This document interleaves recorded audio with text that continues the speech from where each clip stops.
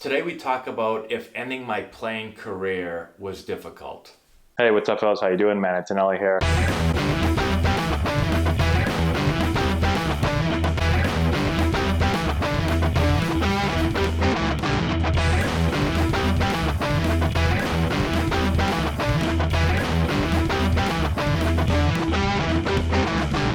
Hey, what's going on, everybody? How you doing? Answering your questions today. Today's question is on the end of my playing career. Now, we've talked a lot about my career, and I've answered a ton of questions. And one question I get all the time was it really difficult for me when I decided to not play baseball anymore? So, to give you guys the quick background on my career, if you don't know already, I ended up playing 8 seasons. I got released during my 8th season of professional baseball. Played for 5 different teams, had a lot of, kind of had an up and down career. Got called up to the major leagues really quickly in my second full season. I just turned 23. And then I was sent down to AAA, and I ended up playing 5 or 6 seasons of AAA. Was injured a lot. Had 3 wrist surgeries, had knee injury, pulled a hamstring pretty badly. So had a lot of things that kind of happened during my career that made it difficult for me to play well, and frankly, I didn't play very well for a decent amount of my career. I either had really good years or I had really, really bad years. So I was pretty inconsistent as a player. So during my 8th season, playing AAA with the Cleveland Indians, and had an idea that my career was probably getting close to over. I hadn't been playing very well. I had not played baseball very much. I'd missed in 2010. I missed my entire 2010 season. I missed a good chunk of my 2009 season. I missed a good chunk of my 2012 season. And so just not being available really hurt my career. It really hurt my development. It was difficult to practice a lot.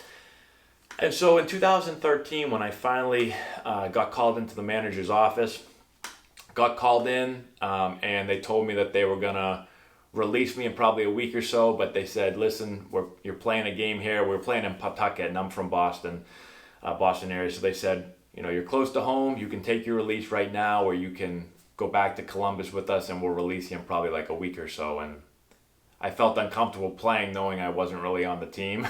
So I took my release. And at that time, I didn't know my baseball career was going to be over. There was always a chance that somebody else could pick me up. I'd been, designated and released and all this stuff before, and someone had always picked me up.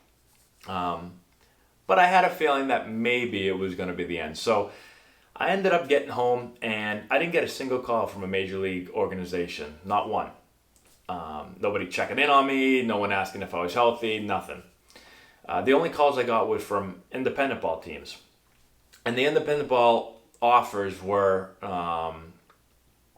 pretty much I was going to be able to go and get playing time and show them that the goal was to go there, and this is what they were trying to sell me on: go there, show teams that you're healthy and that you can, that you can play well and hopefully get signed back by a team again.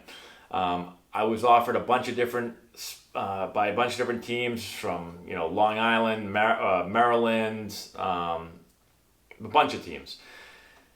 And in the end, I decided not to do it. And the reason I decided not to do it was because I always felt, and I always told my wife this when I was playing, I always said, if I get to the point where I don't feel like I could be a major league player, then I'm not going to play anymore.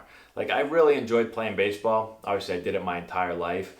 But when I got to professional baseball, honestly, I played baseball for one reason, and that was to play in the major leagues. Like, I wasn't just playing to have fun. I wasn't playing to, have a cool minor league career. I wanted to play in the major leagues. I wanted to be the best player I could be, and I felt like, I wanted to play at the highest level.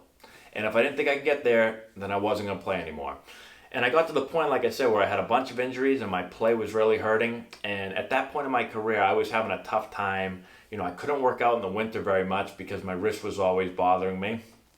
I couldn't work out during the season a ton. I couldn't do a lot of hitting. I couldn't do extra work or early work because my wrist would get sore. So I was constantly having to, it was like having maintenance all the time. I just had to make sure that my hand was feeling good. And it was hurting a lot. So it's really difficult to play well when everything's feeling good, which nothing ever, there's never a time in your career where everything feels good. But it's tough to play well when you do feel good.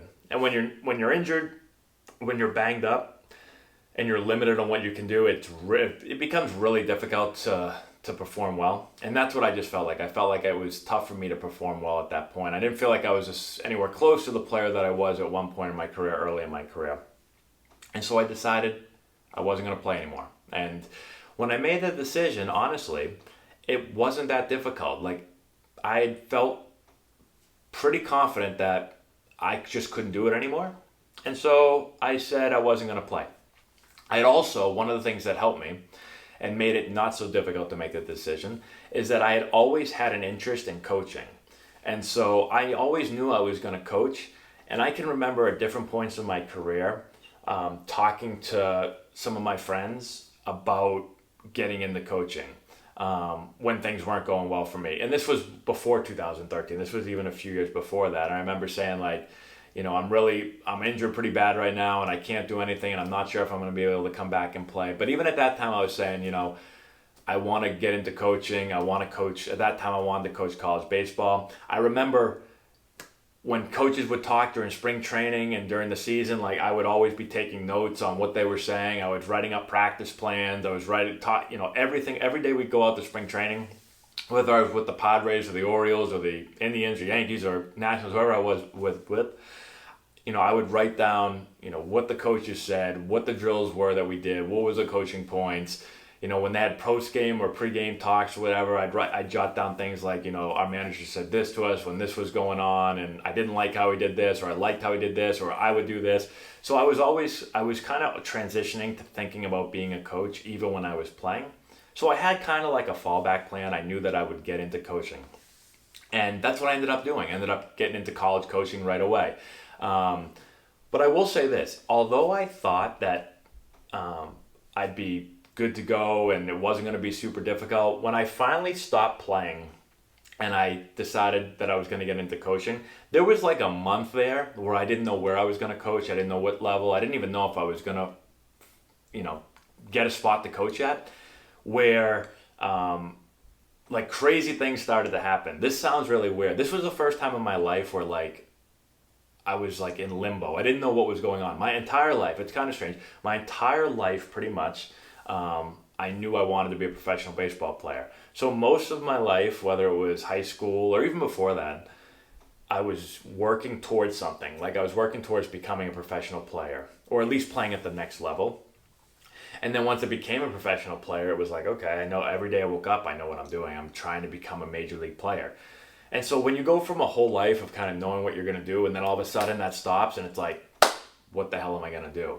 Crazy stuff started to happen. Like, my body, like physical stuff, I started to get like, I just didn't feel like myself. This sounds crazy. I started to all of a sudden, I still kind of have it. I started getting like this bad ringing in both of my ears. Like, my body was like crazy. So I think honestly, because of like the unknown, that like weird things started happening to me physically, which sounds strange. I don't know if anyone's ever experienced that before. You've been at a point in your life where like you're really uncertain about the future, or, you know, something happens in your life that just causes like everything to kind of be flipped upside down. I'd be interested. Put in the comment section below if anything physical has happened to you as far as your body reacting. Well, that's what started to happen to me, and it lasted for probably like a month or so. And then once I kind of figured out what I was doing in my life again, I started to feel much better physically. And what that was I finally got to get into coaching. So I ended up wanting to get my degree because I left college after my junior year when I was drafted. So I went back to Wake Forest to get my degree. I called the coach there, the baseball coach there at Wake Forest, and I asked him if he needed anyone on the staff, and they ended up giving me a spot as a student assistant coach since I was getting my degree. And then once that happened, it was almost like, okay, I know what I'm doing now in my life. I'm going to transition to be a coach. I have a spot. And then I just kind of went full steam ahead with coaching, and everything was much better. So I guess you can kind of see there where it wasn't a hard transition, at least I didn't think it was going to be, but that little period where I didn't know what the hell I was going to do was kind of a tough transitioning period. And then once I figured it out, like I got my coaching opportunity, then I was feeling good again and I went right to it. And since then I coached at Wake that year, then I coached at Holy Cross for a year. I started Antonelli baseball. That's what I've been doing now for 5 years. So I left the college game and got more into the travel baseball from high school down, working with players through lessons and clinics and all that stuff, and really enjoy myself coaching. So that's kind of how my career ended.